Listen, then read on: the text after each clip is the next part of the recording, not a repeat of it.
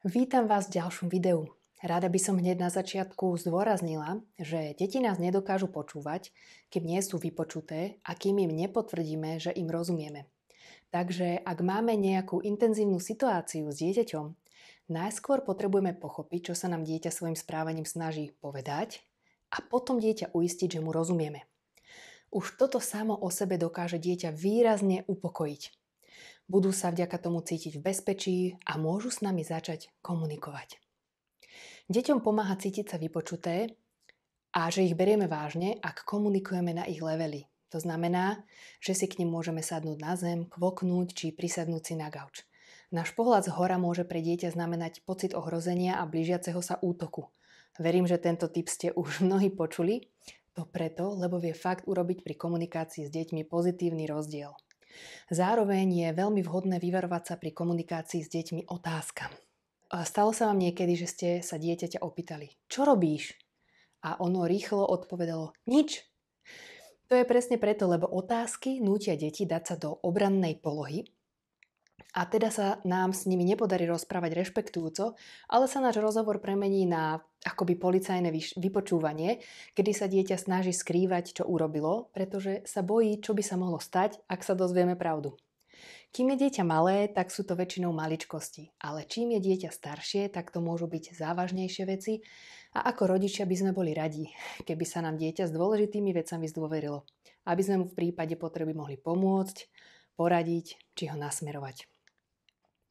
Porozumenie buduje medzi dieťaťom a rodičom hlboké prepojenie. A práve prepojenie a kvalitná vzťahová väzba umožňuje efektívnu komunikáciu plnú rešpektu. Aby sa dieťa cítilo, že mu rozumieme, treba používať slová, ktoré používajú aj deti. A vyjadrovanie svojich emócií je tiež komunikácia a deti komunikujú dovtedy, kým im neporozumieme. Preto tak pomáha, keď pomenujeme emócie detí a aj to, čo tieto emócie spôsobilo. Treba popísať, čo dieťa cíti, aby vedelo, že je v poriadku cítiť presne to, čo cíti. Je vhodné začať vetu slovami ako vyzeráš byť smutný alebo znieš nahnevane. Takéto popísanie pocitov dáva priestor dieťaťu na to, aby nám potvrdilo alebo vyvrátilo, či je to naozaj tak. Potrebujeme dať pozor práve pri popisovaní pocitov, aby sme sa vyhli nálepkovaniu. Takže keď dieťa plače, je smutné, tak ho nenazveme precitlivelým.